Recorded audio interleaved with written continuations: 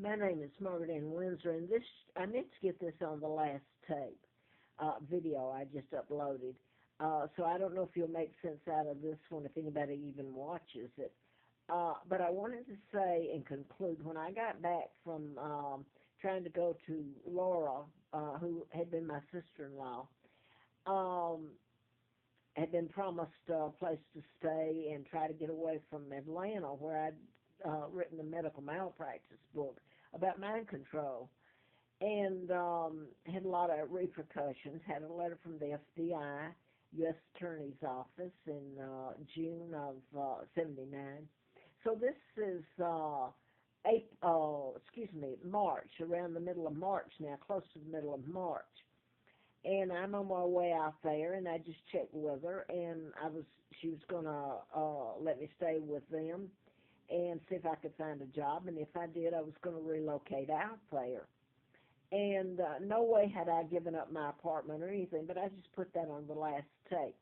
What I really wanted to iterate here, and I don't know that if this will be told or not, I'll go ahead and say this.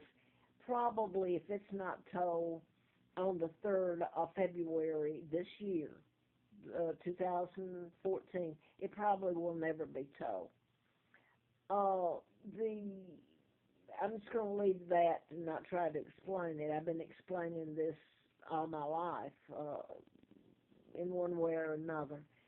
Um, anyway, when I got back to Marietta, they had allowed my ex-husband to move my furniture and into another apartment, a few apartment complexes up, same Laurelwood complex. The manager knew I'd done the book. She knew that John was just staying there for a little while because of all the trouble we had. Her uncle was FBI agent in charge of the Patty Hearst. Now, put this on the other, because she very well knew that I did not give up my apartment. No way. I just went away to see if I could find a job for a few days or maybe a week.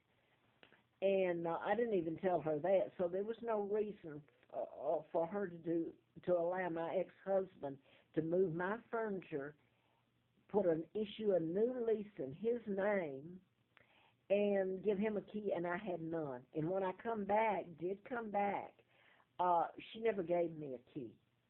So they got away, just like all of this has been done, it's illegal.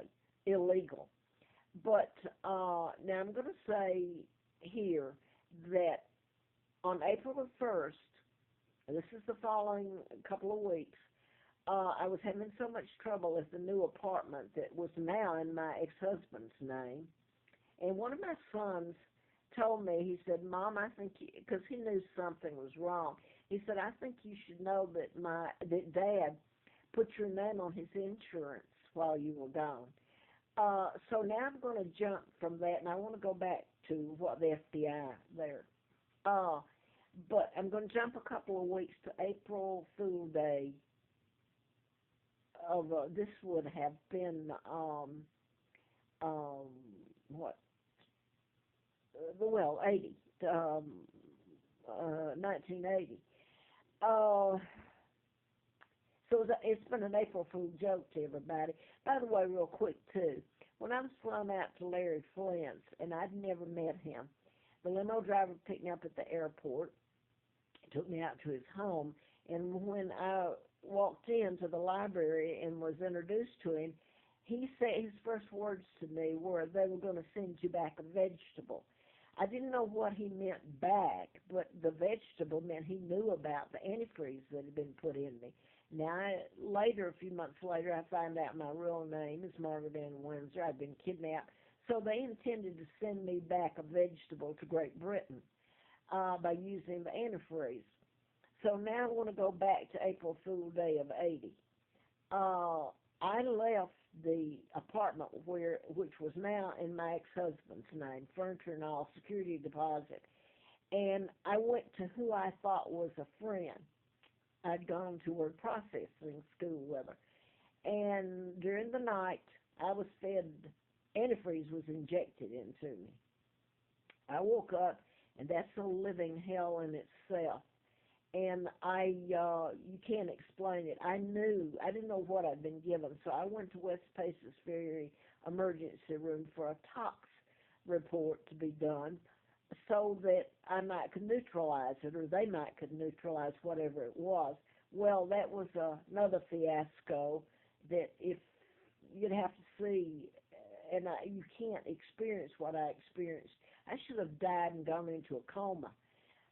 Instead, I was just run around and tortured from one place to the other. My ex-husband was suddenly out in California, where he had never been.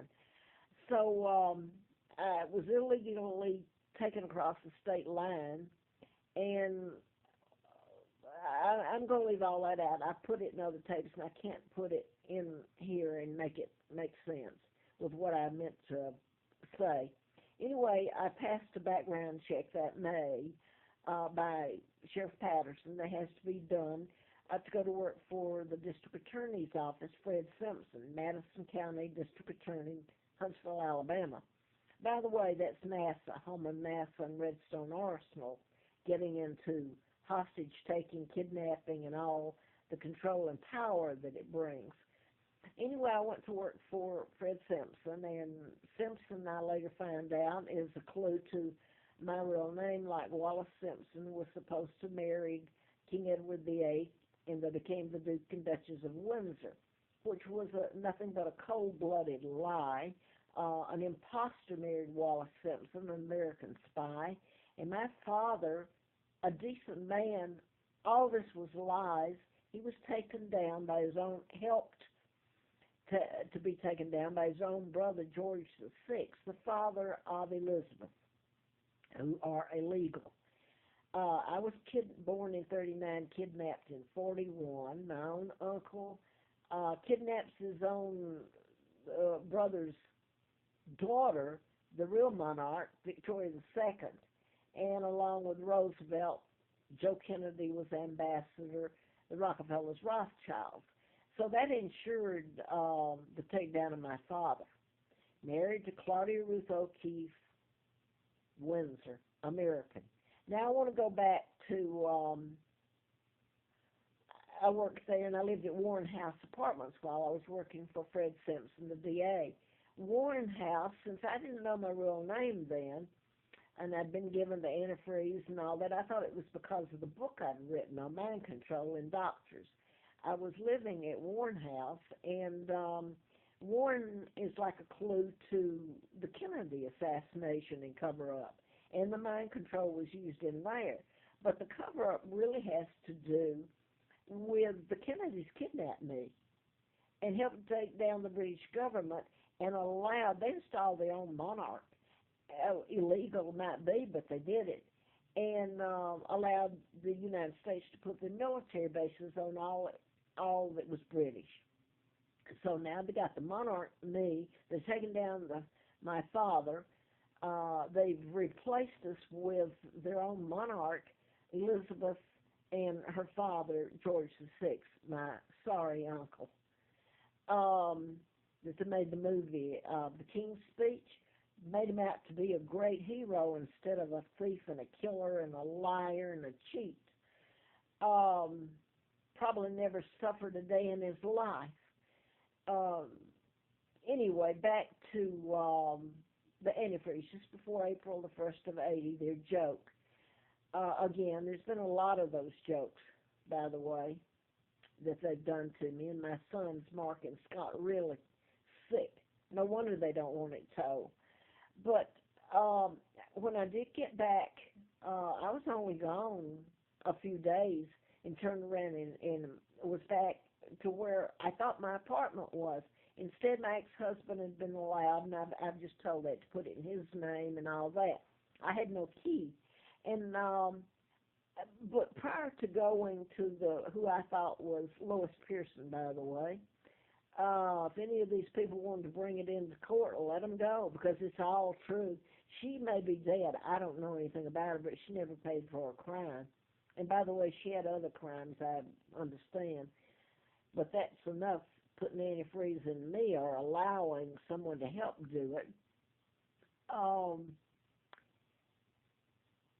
But my husband, ex-husband, I keep saying that, and my